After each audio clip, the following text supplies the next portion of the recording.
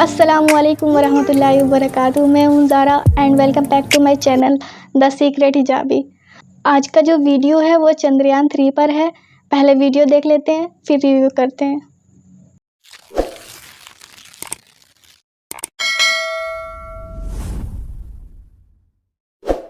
अस्सलामुअलैकुम दोस्तों, वालेकुम मेरा नाम है अस्सलाम असीम शफकत वरहमतुल्लाहि और आप देख रहे वबरकातुहू। हैं हंसी टीवी।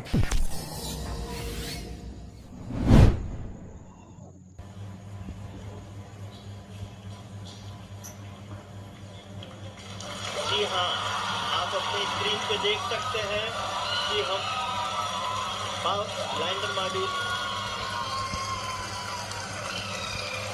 People are applauding.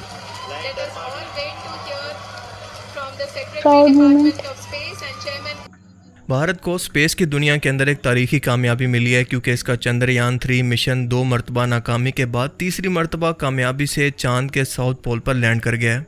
चांद की सतह पर इस तरह की लैंडिंग को सॉफ्ट लैंडिंग कहा जाता है। चांद का साउथ पोल वो हिस्सा है जहां पर सूरज की रोशनी नहीं पड़ती। ये इंतहाई ठंडा अंधेरे से भरा हुआ और अब तक अनएक्सप्लोर्ड है। किसी को नहीं पता कि यहाँ पर क्या कुछ मौजूद है।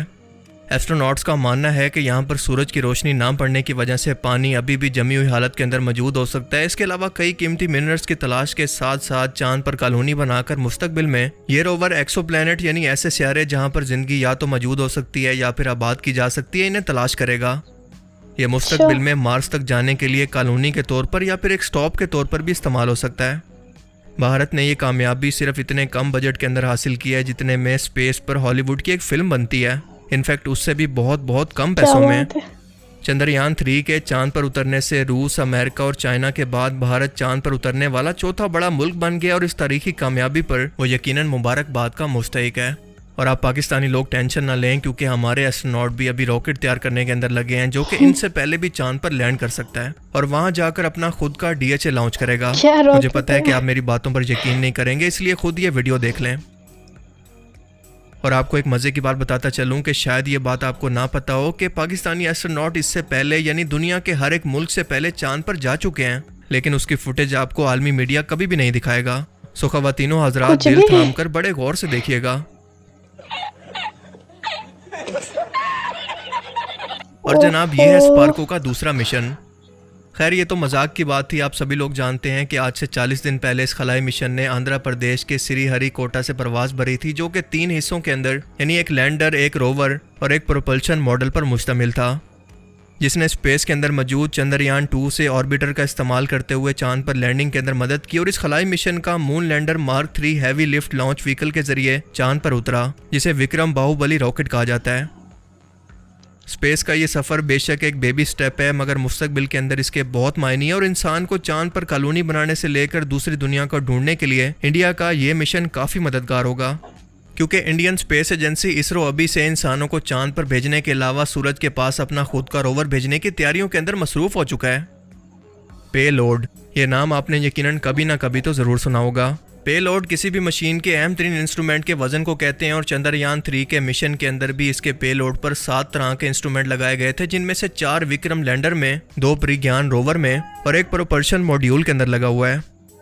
प्रोपल्शन मॉड्यूल के अंदर लगे इंस्ट्रूमेंट को कहते हैं शेप, जो ये पता लगाने की कोशिश करेगा कि ज़मीन जैसे सियारे पर जहाँ पर ज़िंदगी आबाद है वहाँ से आने वाली रोशनी के अलावा ना नजर आने वाली इलेक्ट्रोमैग्नेटिक वेव्स का बर्ताव कैसा होता है, और फिर इसी रिकॉर्ड को ये ज़मीन से दूर मौजूद बाकी प्लैनेट से आने वाली इलेक्ट्रोमैग्नेटिक वेव से मैच करके ज़िंदगी की खोज करने की कोशिश करेगा।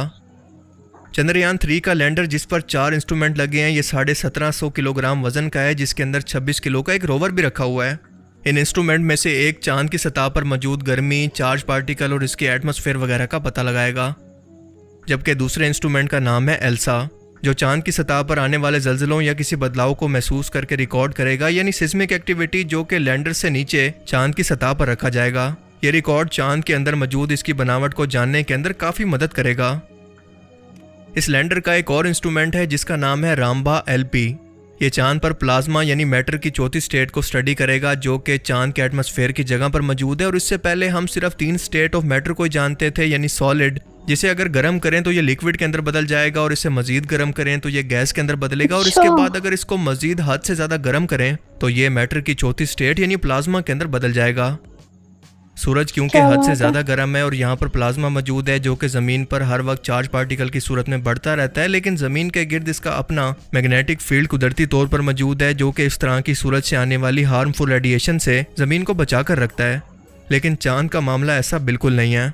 इसका क्योंकि अपना खुद का कोई इन्वायरमेंट नहीं है तो इसके ऊपर सूरज का प्लाज्मा मुसलसल गिर गिर कर इसके इन्वायरमेंट को चार्ज करके एक सतह बना देता है जिसे कहते हैं आयनोस्फीयर। और बिल्कुल यही काम है रामबा का, यानी प्लाज्मा के माहौल को स्टडी करना। तीसरे इंस्ट्रूमेंट का नाम है चास्टी। ये चांद की सतह पर गर्मी के मुतालिक डाटा को इकट्ठा करेगा और चांद की सतह के अंदर 10 सेंटीमीटर नीचे इसे घुसाया जाएगा और ये जानने की कोशिश करेगा कि ये गर्मी से अब तक कैसे निमट रहा है।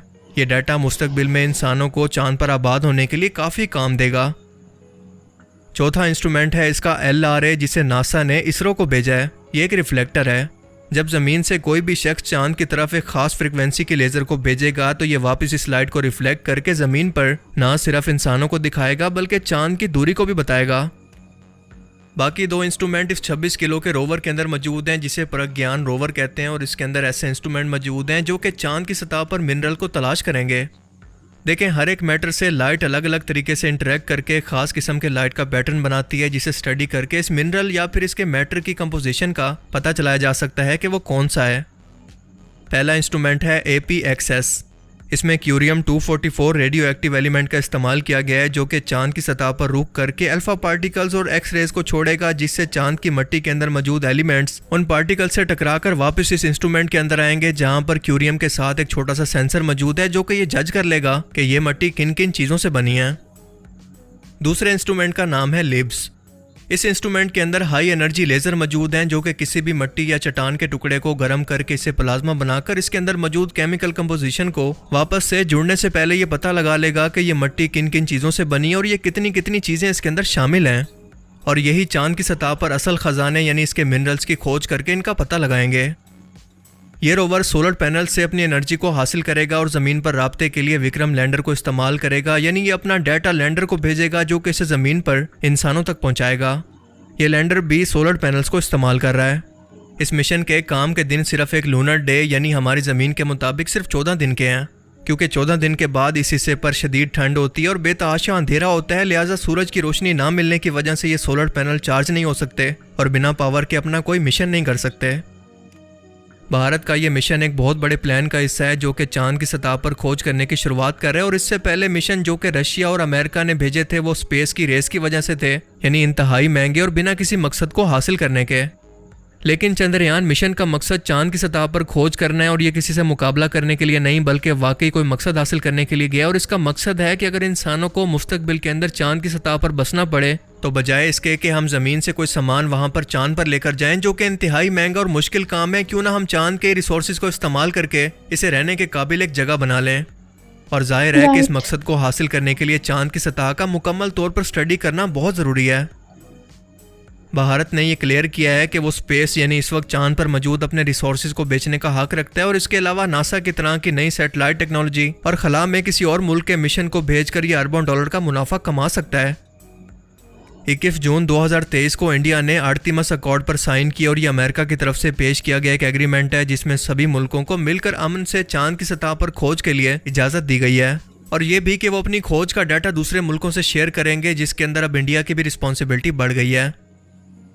चाइना ने भी कामयाबी से अपने मिशन चांद की सतह पर भेजे हैं और चाइना और रशिया मिलकर चांद की सतह पर अपनी एक खुद की कॉलोनी बनाने का भी सोच रहे हैं।